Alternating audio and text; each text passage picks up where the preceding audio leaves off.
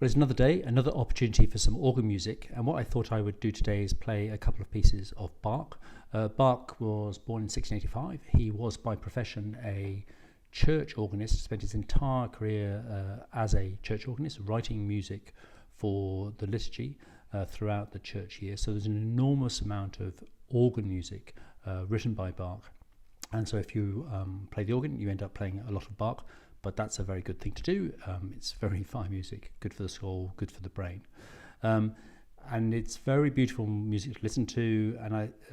But what I find with it, even the most simple sounding music actually has a complexity to playing it, which actually belies how simple it sounds. Anyway, that's my excuse. I thought I would play two pieces today. The first piece I was going to play, that I will play in fact, is called Vater, unser, in Himmelreich, which is Our Father who art in heaven, which is BWV 737 if you're interested. So this is a chorale prelude. And this is, I'll play this in quite a soft and gentle style. So in terms of registration, for the hands, we'll have a single stop, a flute stop, which will be played on the middle keyboard here, the middle manual, which is called the great. And then the pedal will have an analogous stop, but which is an octave lower. One thing you might hear or might notice when you listen to this piece is some of the notes last for a very long time.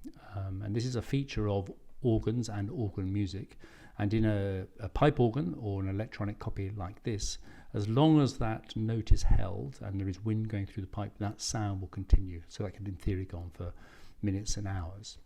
And that's unlike most other instruments, so other keyboard instruments, pianos and harpsichords. As soon as one strikes the key and strikes the string, the sound begins to decay. It decays very quickly for a harpsichord, more slowly for a piano.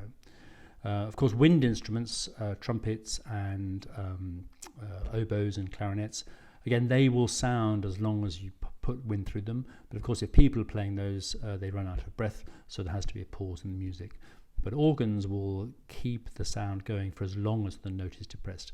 And so this is used in organ music quite a lot. And what you'll hear in this piece is the chorale tune is played effectively slowly by these long notes that are held for a long period of time. And this is quite a common feature of organ music, that the tune is played very slowly by these sustained notes, quite often in the pedal actually, while there's lots of business going on around the core tune. So that's the first piece I'm going to play. The second piece I'm going to play is called Liebster Jesu, wir sind hier. Dearest Jesus, we are here. BWV 731 if you're interested. Again, a gentle, thoughtful piece of music, very beautiful piece of music. The registration here is going to be a bit different.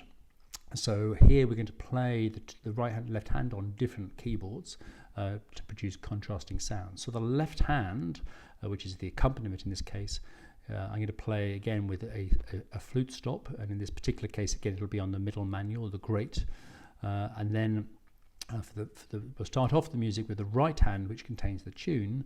It's going to be played on the bottom manual of this instrument, which is called the choir, and that's going to have two stops. One is the foundation stop at the standard pitch, and then it's going to have what's called a mutation stop, which will play two octaves and an octave and a third higher than the foundation stop.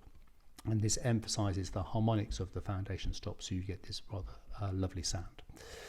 The first part of this music is then repeated, so when we come to repeat it, then we'll play it with a different registration, and I'll do this in this particular case using an oboe stop, so a reed stop, and that's on the top manual of this instrument, which is called the swell. And so you'll see my hand for the repeat will then go to the top keyboard, just because of that's where the stop is. And once we've done the repeat for the second time, then we come back to finish the piece, and we'll and then we'll go back to the original registration to see the music through, as it were. I'm playing this in Liverpool, and there's a bit of a Liverpool connection with this piece by Bach, Liebster Jesu, wir sind hier. When the Catholic Cathedral was open or dedicated, there was a service and a concert, and a number of famous organists came to play at that service, and I believe the concert afterwards. There's an LP recording of that. If anyone's interested, I can lend it to them. Anyway, one rather famous organist from Paris came, called Jeanne Demiseux, and she played Liebster Jesu, hier on the organ in the Catholic cathedral, which is this recording. To my taste, she plays it very fast. She's a much better organist than I am, so that's presumably me being wrong, but I'm just going to play it rather more slowly, I think more appropriate to the music. I thought I might just say something else about playing in the organ as well, which is about the pedal board.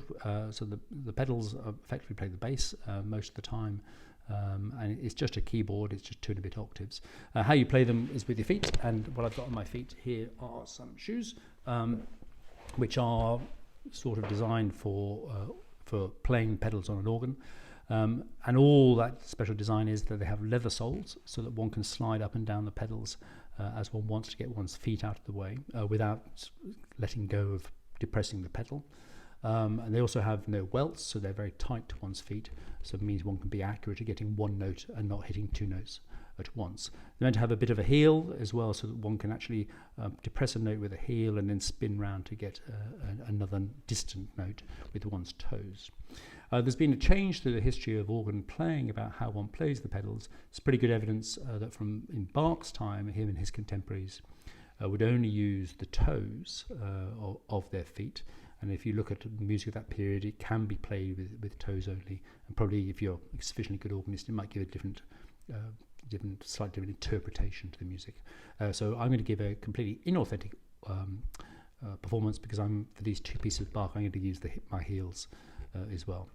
Of course, later as organ music developed, then it became standard to use heels and toes of one's feet. And in the same way that piano music or organ music for the hands, it quite often shows where some key fingers or thumbs should go just to help with the fingering. Also in organ music, it shows where it suggests what way you should play a heel and a toe with right foot or left foot to facilitate playing the music. Anyway, that's all by the by. So I hope you enjoy these 2 pieces of music. Again, of course, the watchword. Please don't listen to these recordings. They're bad enough as it is.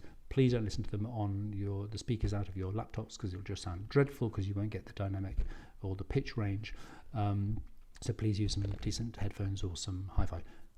Thank you for watching. Thank you for listening, and I hope you enjoyed this.